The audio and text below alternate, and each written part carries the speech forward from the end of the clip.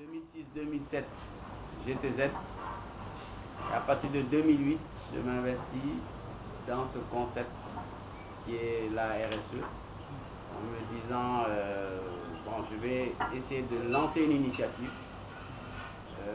qui est l'initiative RSE Sénégal, qui vise à regrouper autour de cette initiative des entreprises et des partenaires publics. Donc aujourd'hui, à 2011, on est 15 entreprises privées et des partenaires publics qui sont le Canada, la GTZ qui appuie également, l'AFD et puis la stratégie de croissance accélérée, avec deux objectifs. Le premier objectif, c'est de promouvoir la RSE au niveau des entreprises, donc pour avoir une masse critique d'entreprises qui soutiennent la RSE. Le deuxième objectif, c'est d'amener les autorités publiques, donc l'État, les collectivités locales, à mettre en place des conditions cadres pour la pratique de la RSE. S'il n'y a pas d'incitation, on ne pourra pas parler de développement durable au niveau du secteur privé. Troisième objectif, c'est d'essayer d'avoir des modèles d'entreprise et des modèles de développement économique qui intègrent cette approche RSE. Alors qu'est-ce que c'est que la RSE? C'est quelque chose de très vague. Enfin, de très vague, disons que on peut adapter la RSE à beaucoup de choses, tellement le sujet est vaste.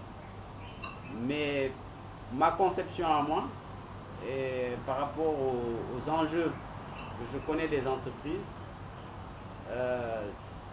la première finalité, c'est de renforcer la relation entre l'entreprise et ce qu'on appelle les parties prenantes de l'entreprise.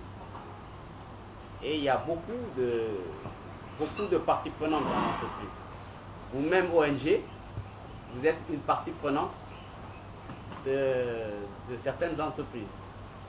Ou alors, dans votre plan d'action même, vous devriez peut-être essayer de plus en plus, on en a discuté, à aller vers le secteur privé. Et à ce moment-là, vous devenez une partie prenante d'une entreprise.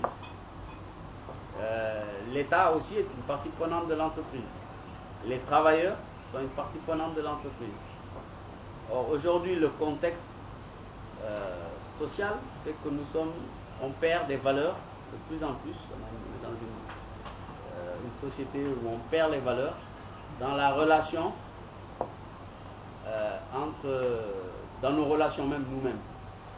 Et on le retrouve dans la relation entre l'entreprise et les parties prenantes. Aujourd'hui, il n'y a plus de valeurs. Les valeurs fondamentales sont en train de se perdre. Le respect des engagements. Aujourd'hui, on ne respecte plus les engagements qu'on a pris. On n'arrive plus à dialoguer. Donc aujourd'hui, la RSE permet de renforcer cette relation-là. La deuxième finalité, c'est d'amener les entreprises à concevoir, à appuyer des projets qui ont un impact sur les OMD, sur les objectifs millénaires pour le développement. Parce que souvent on dit que les entreprises ne peuvent pas s'enrichir dans un îlot de pauvreté. Donc il faut que de plus en plus les entreprises appuient des actions et des projets qui concernent les objectifs du millénaire pour le développement. Donc voilà en définitive ce que c'est que la RSE. Et aujourd'hui, donc il y a un certain nombre d'activités que je suis en train de mener dans le cadre de cette initiative, qui sont des activités de plaidoyer, donc à travers un forum annuel. Il y a des échanges, un partage d'informations. Je crois que Mariama reçoit régulièrement des informations qui sont publiées sur l'actualité de la RSE. Il y a également un master RSE qui a été mis en place au niveau de l'université Cheikh Anta Diop, plus particulièrement au niveau de l'Institut des sciences de l'environnement. Donc j'ai facilité la relation entre l'UCAD, l'ISE et la GTZ. La GTZ a octroyé un fonds pour la formation et pour la recherche. Et puis enfin, je fais du conseil pour des entreprises pour les amener à mettre en place ce qu'on appelle des démarches RSE ou bien des chantiers RSE. Et on commence à avoir des démarches qui sont mises en place avec, je l'espère, des chantiers qui vont aboutir. Donc voilà un peu qui je suis et ce que je fais. Ça n'a pas été simple. Comme je vous ai dit, en 2008, quand j'ai quitté le patronat, les gens disaient, mais Philippe est devenu fou. Parce que, bon, quitter un plan de carrière, moi j'avais un plan de carrière au niveau du patronat, bon, mais ça ne me suffisait plus. Donc, j'ai pris mon bâton de pèlerin en me disant que, bon, je peux apporter quelque chose au pays. C'est quelque chose qui me plaît. Donc aujourd'hui, j'arrive à gagner ma vie de ce qui me plaît, de mes convictions. Ça reste encore, mais le champ est très vaste et immense, aussi bien au Sénégal que dans la sous-région. Donc voilà qui je suis et je fais vraiment ce qui me plaît aujourd'hui. 50 moins, ça fait maintenant 5 ans, 45 ans, pour essayer d'avoir cette mission. Donc, c'est une mission qui est noble. Je trouve, hein, je sais pas, mais elle est noble. Parce que ce que je le fais pas que pour moi. Je le fais, j'essaie d'amener les chefs d'entreprise à comprendre qu'ils peuvent faire quelque chose pour le pays et pour la zone ouest africaine. Or, c'est tellement immense et que je me sens seul. Aujourd'hui, il faut savoir que RSE Sénégal, c'est une personne. Bon, j'essaie de trouver des partenaires, etc. Mais si je l'avais fait plus tôt, peut-être 5 ans plus tôt, c'est le seul regret que je peux avoir. Parce que le patronat m'a tout donné aussi. La connaissance que j'ai de la fonction que j'avais était une fonction générale. Aujourd'hui, c'est quand j'ai quitté le patronat que je me suis rendu compte des connaissances que j'avais. D'abord des relations, parce qu'aujourd'hui, je connais beaucoup de monde. Tous les patrons d'entreprise, je les connais.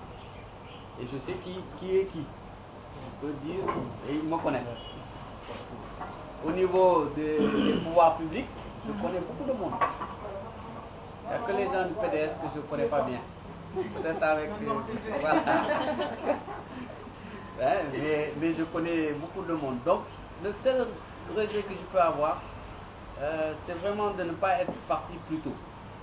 Et maintenant, le conseil que je donnerais à des jeunes, c'est d'être très persévérant. Et puis, vraiment, d'évoluer par rapport à ses convictions. Si tu ne travailles pas par rapport à tes convictions, si tu n'aimes pas ce que tu fais, bon, tu vas le faire. Mais tu vas arriver à un stade, à un moment, arrête. Prends ton courage à deux mains. Va faire ce qui te plaît. Et si tu as la compétence, et tu as la confiance, la crédibilité, ça c'est très important. Parce que si j'avais quitté le patronat en de mauvais termes, mais là j'étais mort. Parce qu'eux, ils ont une capacité d'influence. Donc, on revient aux valeurs de la RSE et à des valeurs morales, soit éthiques. Si tu as évolué dans l'éthique, que tu as une compétence et que tu n'as pas peur de travailler. Parce que moi, les gens me disent, mais toi, comment tu fais? Tout ce que tu publies, etc., comment tu fais? C'est le travail et c'est une méthode et une organisation du temps. Donc voilà les conseils moi que je donne aux jeunes, mais franchement je ne regrette rien.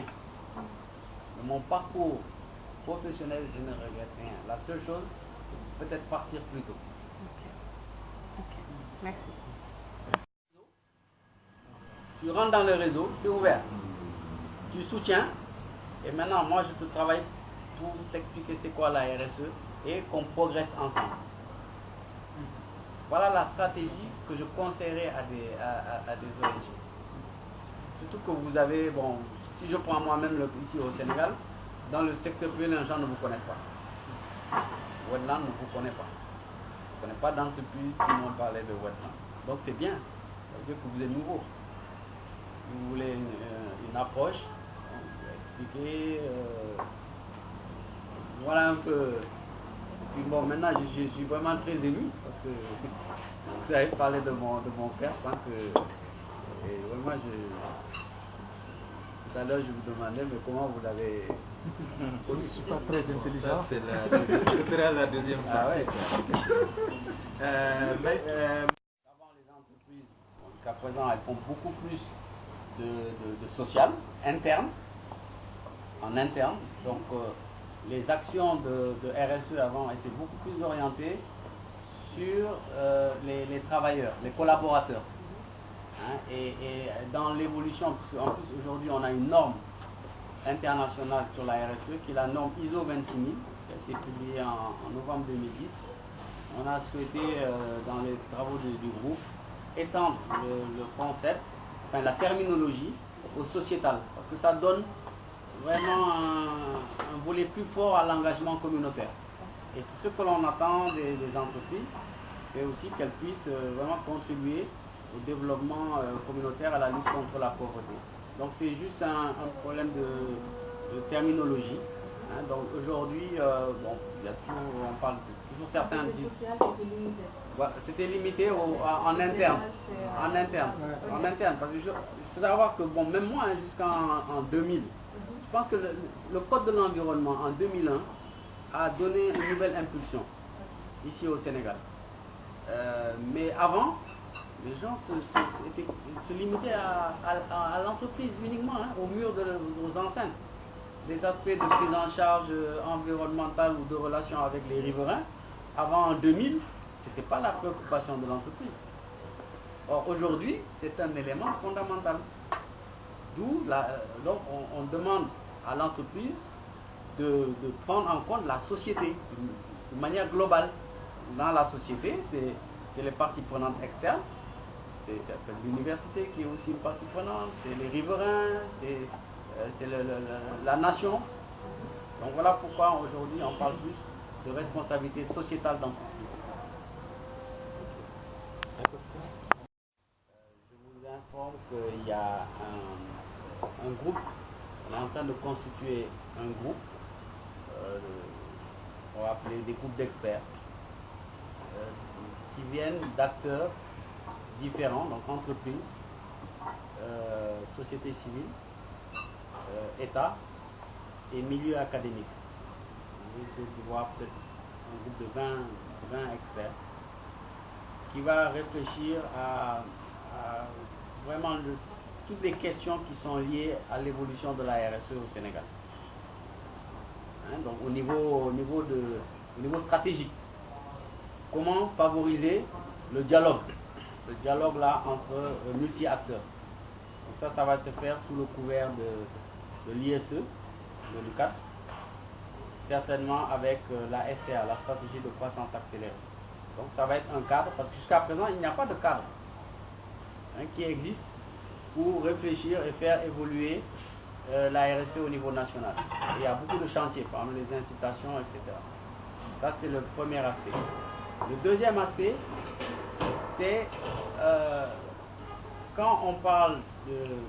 Vous avez vu la finalité, il y a deux finalités sur la RSE, c'est renforcer les relations de l'entreprise avec ses parties prenantes et agir sur des projets ou des chantiers de développement durable. Comme c'est le cas que vous avez proposé à SCL. J'ai un cas sur lequel je travaille actuellement qui est une banque. Une banque qui m'a dit, bon voilà, moi j'ai un enjeu qui est environnemental. Je veux faire quelque chose pour montrer, pour compenser la consommation de papier que je fais au niveau de la banque. Pour compenser ça, je vais appuyer je veux faire un projet sociétal. Donc on est allé à Tambacounda, parce que c'est une de ces zones d'intervention où elle est en train de se développer. Donc économiquement, sur le volet économique, ils ont ciblé Tambacounda. En plus, c'est une banque qui commence à faire du business sur le secteur de la banane. Donc, ils ont tout intérêt à faire quelque chose là-bas. Donc, ils vont appuyer un groupement de femmes à faire des plantations de bananes. Mais eux, leur métier, disons que leur rôle s'arrête à financer et puis après à communiquer sur le projet. Maintenant, pour le réaliser, il faut bien qu'ils aient un partenaire technique. C'est là où vous intervenez, les ONG. Donc dans ce cadre-là, on a été obligé d'essayer de voir quels étaient